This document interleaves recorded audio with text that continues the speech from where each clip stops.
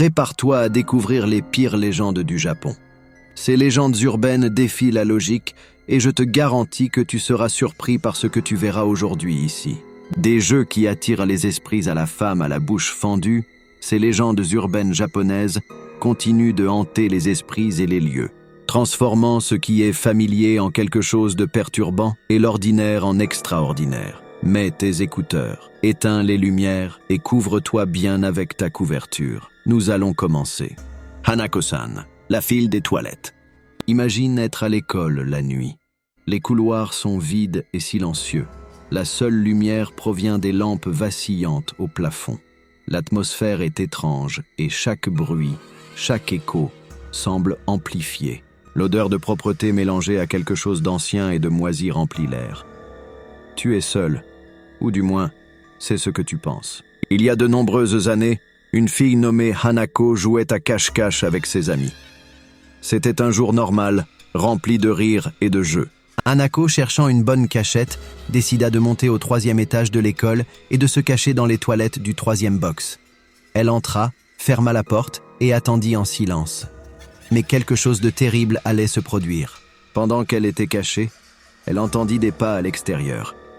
Une voix douce et perturbante appela « Hanako, allons jouer !» Hanako, pensant que c'était l'un de ses amis, ouvrit la porte. Cependant, il n'y avait personne. Avant qu'elle ne puisse réagir, quelque chose de terrible se produisit. Hanako fut attaquée et tuée dans ses toilettes. Depuis lors, la légende de Hanako-san a commencé à circuler parmi les élèves. On dit que son esprit hante toujours les toilettes où elle est morte, attendant quelqu'un pour jouer avec elle, de la même manière que ses amis le faisaient. Pour invoquer Hanako-san, il y a un rituel spécifique et risqué. Tu dois te rendre au 3e étage de l'école, marcher jusqu'aux toilettes du 3e box et entrer. Le silence dans le couloir ne fait qu'augmenter la tension. Lorsque tu es devant la porte du 3e box, prends une grande respiration. La légende dit que tu dois frapper 3 fois à la porte et demander « Hanako, es-tu là ?» Si la légende est vraie, tu entendras une voix faible répondre « Oui ». À ce moment-là, la panique peut t'envahir, mais ne cours pas. Regarde en bas et vois s'il y a une paire de petits pieds dépassant sous la porte du box. On dit que, si tu les vois, il est trop tard pour fuir. Hanako-san te traînera dans les toilettes, te confondant avec son meurtrier et cherchant à se venger. De nombreux élèves disent avoir vu Hanako-san. Certains disent avoir entendu des pas lorsqu'ils étaient seuls dans les toilettes. D'autres affirment avoir ressenti une présence froide, comme si quelqu'un les observait. Il y en a qui assurent avoir entendu une voix douce murmurer leur nom. Si tu es à l'école la nuit, évite le 3e étage. Et, si tu entends une voix t'appeler dans les toilettes, réfléchis-y à 2 fois avant de répondre.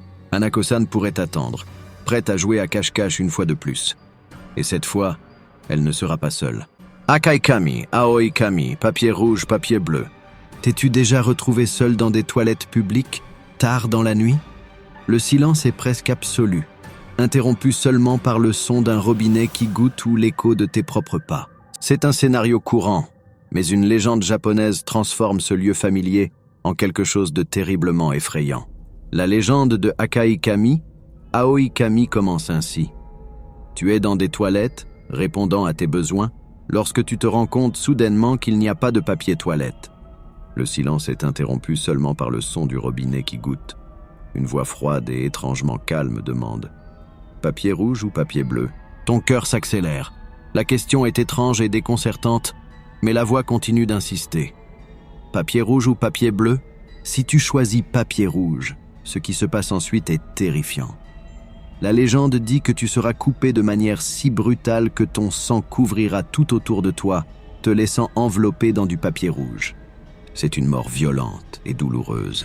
Une vision d'horreur qui se déroule sous tes propres yeux. Si tu choisis papier bleu, ne pense pas que tu es sauf. À la place, tu seras asphyxié jusqu'à ce que ton visage devienne bleu. La mort est lente, agonisante, et la sensation d'asphyxie augmente la terreur du moment. La voie n'offre pas de choix facile. Les 2 options mènent à un destin terrible. On dit que la seule façon d'échapper est de refuser tout papier. Je n'ai pas besoin de papier, tu dois dire. Avec un peu de chance, la voix se taira et tu pourras sortir des toilettes, choqué mais vivant. Beaucoup de gens affirment avoir entendu cette histoire de la part d'amis ou de connaissances. Certains disent même avoir vécu quelque chose de similaire, mais personne ne sait avec certitude si la légende est réelle ou simplement une histoire pour faire peur. Cependant, la peur est palpable. Imagine être là, seul, le son de tes propres pensées résonnant dans les murs de carrelage. Tu sens la présence de quelque chose de malveillant, une entité invisible qui observe chacun de tes mouvements. L'air semble devenir plus lourd, les toilettes plus étroites. Tu veux sortir, mais tu es paralysé par la peur, espérant que cette voix n'apparaisse pas. Alors, la prochaine fois que tu seras dans des toilettes publiques et que tu entendras une voix inconnue, souviens-toi de cette légende. Réfléchis-y à 2 fois avant de répondre. Et si, par hasard, tu dois choisir, fais-le avec beaucoup de prudence. Akai Kami, Aoi Kami pourrait être plus proche que tu ne l'imagines, prêt à transformer un simple moment aux toilettes en ton pire cauchemar. Numéro 4 maudit. Au Japon, le numéro 4 est perçu avec appréhension, car sa prononciation ressemble au mot mort. Mais ce n'est pas seulement une question de superstition. Il y a une légende qui implique ce numéro de manière à te faire réfléchir à 2 fois avant de t'approcher d'un miroir de nuit. Imagine la scène. Il est 4h44 du matin et tu te trouves à l'école, peut-être pour récupérer quelque chose d'oublié ou pour une tâche urgente. Les couloirs sont déserts. Le silence est interrompu seulement par le son occasionnel d'une horloge ou le grincement lointain d'une porte. Tu entres dans les toilettes, allumes la lumière et te retrouves face au miroir. Jusqu'ici, tout va bien. Mais la légende dit que c'est le moment où quelque chose de terrible peut se produire. À 4h44 du matin, si tu regardes dans le miroir des toilettes de l'école, tu pourrais voir quelque chose qui ne devrait pas être là. D'abord, c'est juste une ombre. Mais peu à peu, l'image d'un enfant pâle aux yeux vides commence à se former. L'air se refroidit et la sensation de terreur est presque insupportable. L'enfant ne bouge pas, il observe simplement, comme s'il attendait quelque chose. La légende avertit, si tu regardes les yeux de cet enfant fantôme trop longtemps, tu courras un grand risque. L'enfant échangera sa place avec toi. Oui, tu as bien lu. Ton reflet dans le miroir cessera d'être seulement une image et deviendra une porte vers l'autre côté, le côté des esprits. En un clin d'œil, tu seras piégé dans le monde des morts, tandis que l'esprit prend ta place dans le monde des vivants. La sensation est de désespoir sans fin, d'être dans une dimension où personne ne peut t'entendre ni te voir. Tu cries, mais aucun son ne sort. Tu frappes les murs, mais personne ne répond. Tu es seul, pour toujours. On dit que cet échange est instantané et irréversible. Ceux qui ont été emportés ne sont jamais revenus, et l'esprit qui prend ta place vit ta vie, sans que personne ne remarque la différence. La peur de cette légende est si forte que beaucoup évitent les miroirs de nuit, surtout dans les écoles. Et bien que tout cela puisse sembler être seulement une histoire pour faire peur aux enfants, il reste toujours ce doute inquiétant. Et si c'était vrai? Par conséquent, si tu te trouves à l'école à 4h44 du matin, réfléchis à 2 fois avant de regarder dans le miroir. Détourne le regard, sors rapidement et évite la tentation de vérifier la légende. Car, dans le monde des légendes japonaises, le numéro 4 peut être plus qu'un simple symbole de malchance. Il peut être la clé d'un destin terrible. Fil de la fissure. Imagine être dans une vieille maison, de celles pleines d'histoires et de secrets, avec ses murs fissurés et son bois craquant. La maison est tranquille, mais la sensation d'être observé est presque palpable. C'est la maison où la légende de la fille de la fissure prend vie. Par une nuit silencieuse, tu te trouves seul. Les lumières sont basses, créant des ombres étranges dans chaque recoin. Tout semble normal, excepté cette sensation inconfortable d'être observé. Tu essaies de l'ignorer, mais quelque chose t'oblige à regarder vers les fissures dans le mur. Et là, entre les petites fentes, tu vois un éclat, comme si des yeux te regardaient. C'est l'essence de la légende. La fille de la fissure est une entité qui se cache dans les fissures et fentes des vieilles maisons. Elle observe silencieusement, attendant le moment propice pour se révéler. On dit que, si tu la vois, elle t'invitera à jouer à cache-cache. Cela semble inoffensif, mais la réalité est bien plus sinistre, si tu acceptes l'invitation. Le jeu commence. La fille se cache et tu dois la trouver. Mais si tu la trouves à nouveau, quelque chose de terrible se produit. Elle t'emmène dans l'au-delà, un endroit d'où personne n'est revenu pour raconter l'histoire. Personne ne sait avec certitude ce qui s'y passe, mais la peur de l'inconnu suffit à terrifier n'importe qui. Certains disent que la fille de la fissure ne se limite pas seulement aux fissures. Elle peut se cacher dans n'importe quel endroit où elle peut espionner, derrière les portes entrebâillées, dans les armoires légèrement ouvertes, ou même sous le lit. À tout moment, tu peux sentir son regard fixé sur toi, même si tu ne peux pas la voir. Une des parties les plus terrifiantes de cette légende est qu'elle peut se manifester dans n'importe quelle maison, à n'importe quel moment. Peu importe si la maison est ancienne ou nouvelle. S'il y a une fissure, il y a une possibilité que la fille de la fissure soit là, attendant.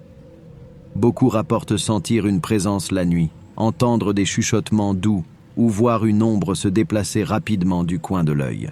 Pour éviter de la rencontrer, certaines personnes prennent des précautions extrêmes. Elles bouchent toutes les fissures, ferment les armoires à clé et évitent d'être seules la nuit. Mais la vérité est que si la fille de la fissure décide de te rendre visite, il n'y a pas grand-chose que tu puisses faire pour l'en empêcher. Par conséquent, la prochaine fois que tu te trouves dans un endroit silencieux et que tu sens que tu es observé, souviens-toi de cette légende.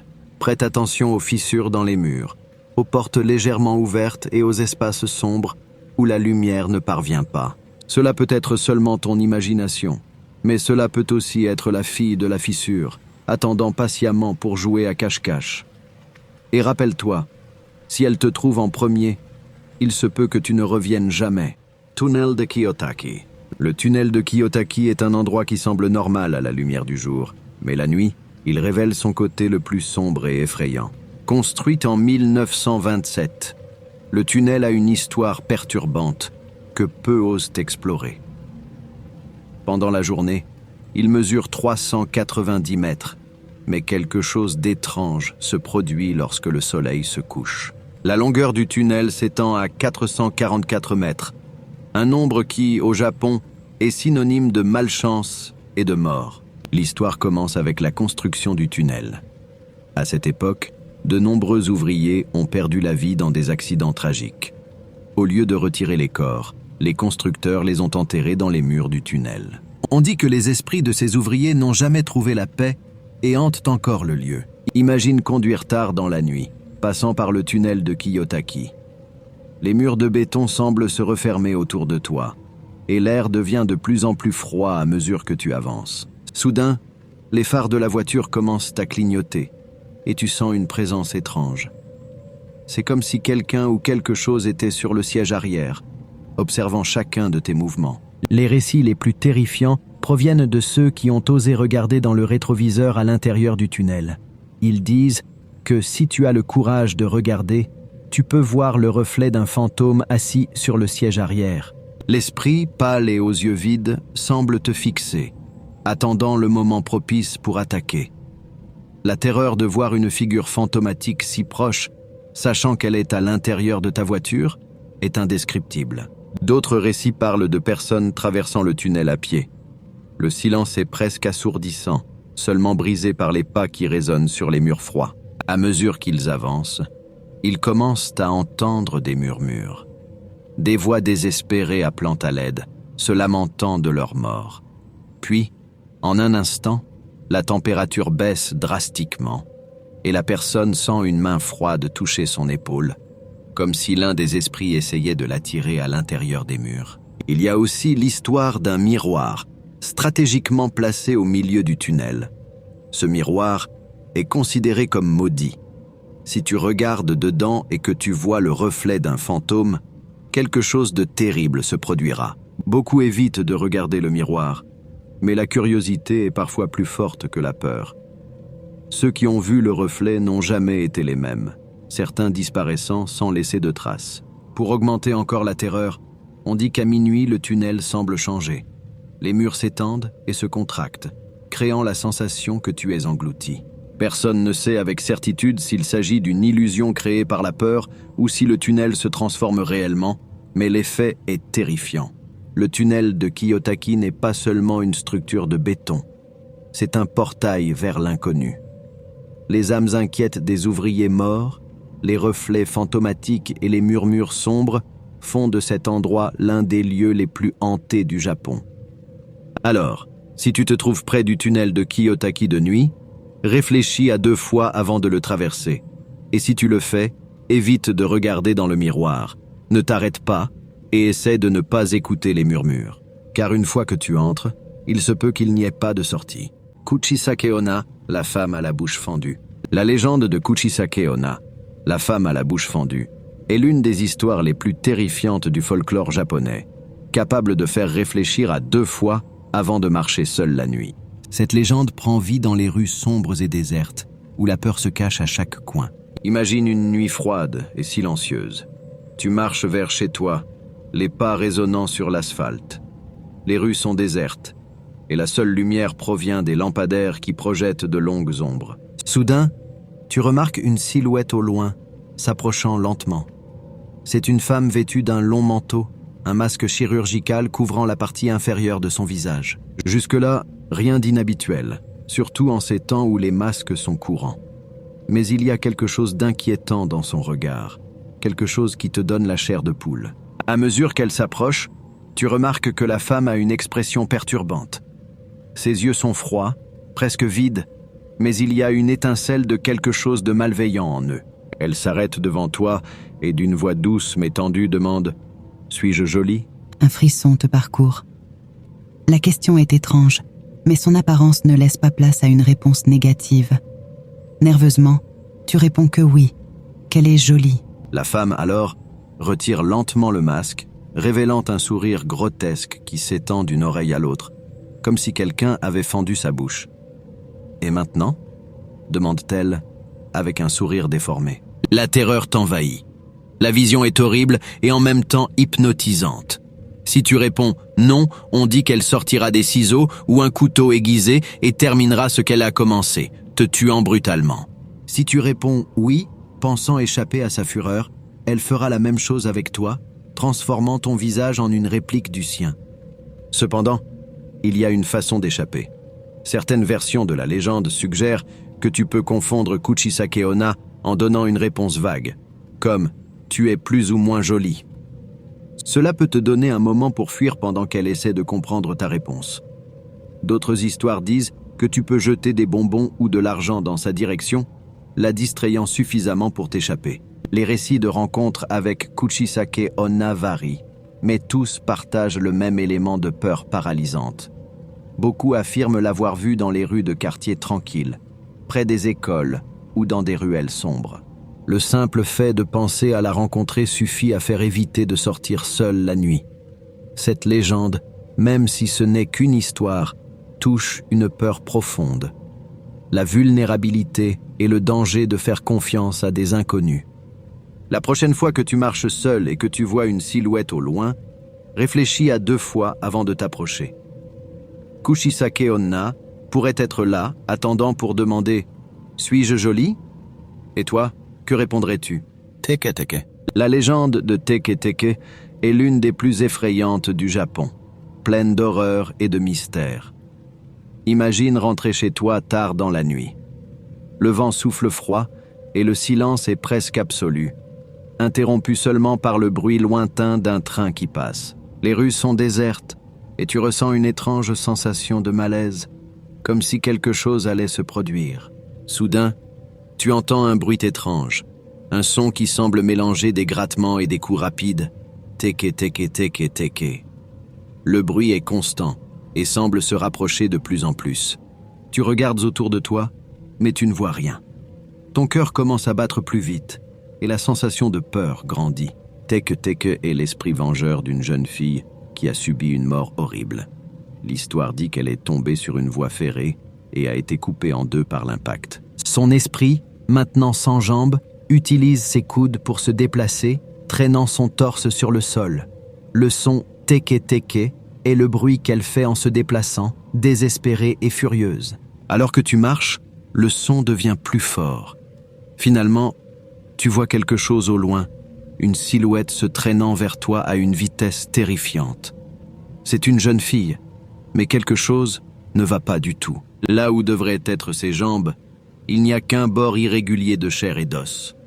Elle se déplace avec une rapidité surnaturelle, se propulsant avec les coudes, les yeux remplis de haine et de douleur. La terreur t'envahit.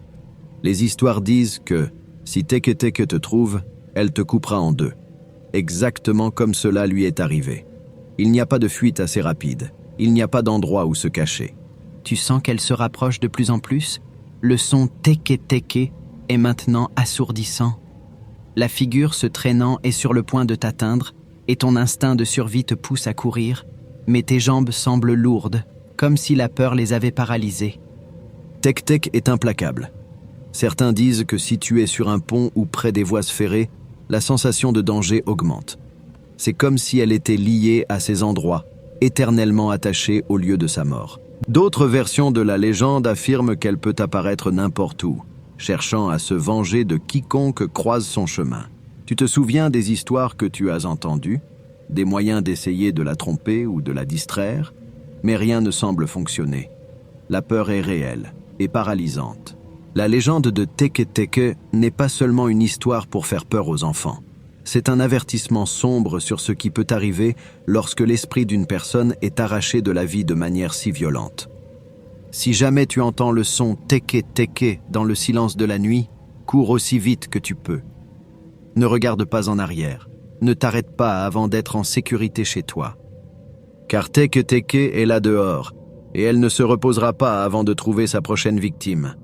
Et rappelle-toi, l'obscurité peut cacher bien plus que de simples ombres.